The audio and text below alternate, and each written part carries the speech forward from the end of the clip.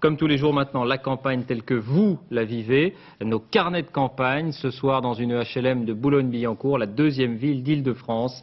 Daniel Wolfrom, Emmanuel Beck. Alors messieurs, dames, qu'est-ce que vous pensez de la campagne électorale actuelle? Pour l'instant, on n'a pas vu grand-chose. Hein. Beaucoup de choses. Beaucoup de choses et peu. Et peu. Ah, il y a beaucoup peu de programmes. Hein. Peu de programmes. Bon. On aimerait bien savoir un petit peu ce que chacun pense et que tous aient un peu le droit à la parole. La cité Pierre-Grenier de Boulogne-Billancourt est un modèle de construction HLM. Elle date des années 30, logeait ici les ouvriers de Renault ou ceux de la SNECMA. L'amicale des locataires, créée par la gauche avant-guerre, regroupe beaucoup de retraités. Certains ont vécu ici toute leur vie. Il y a les affaires, tout ça, bon, on connaît, on sait. Mais ce qu'il faut, c'est qu'ils nous parlent des problèmes concrets qu'on vit. On parlait de la sécurité, mais il y a l'augmentation maintenant qui repart des loyers. Il y a les charges qui sont souvent de plus en plus lourdes. Il y a un tas de choses comme ça. Il y a aussi les retraites. Hein, il y a aussi le chômage pour les jeunes, ça nous inquiète dans la cité. Qu'est-ce que vont devenir les retraites au fur et à mesure si on ne prend pas des vraies dispositions?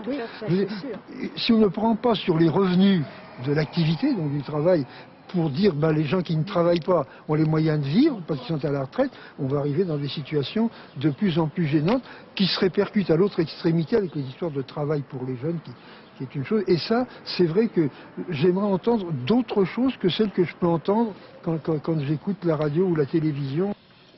Monique et Micheline étaient à l'école ensemble. Elles sont restées amies depuis, même si leurs opinions politiques divergent. Quand on entend un candidat qui dit « moi je supprime tous les impôts, moi je supprime », où va-t-on? On devrait être un peu plus franc et dire un peu les choses autrement que comme c'est dit là. Parce que là, qui voterait pas pour des gens qui demandent la suppression totale des impôts? Moi, la première, j'y vais tout de suite. Et qui n'ajoute pas, du coup, on ne paiera pas ni les instituteurs ni les infirmières si on ne paye pas d'impôts, ni les policiers. Et puis en plus... Pour l'instant, je trouve que c'est une vaste rigolade. Moi, j'aimerais bien aussi qu'on parle un peu aussi des Français. Des Français, parce qu'on parle beaucoup des gens, des émigrés, de ceci, cela, mais on ne parle pas beaucoup des Français. Et je trouve ça très triste. Alors déjà que les Français, les électeurs maintenant sont de moins en moins nombreux, moi j'ai peur que cette fois-ci ce soit encore pire. Et ça c'est très grave.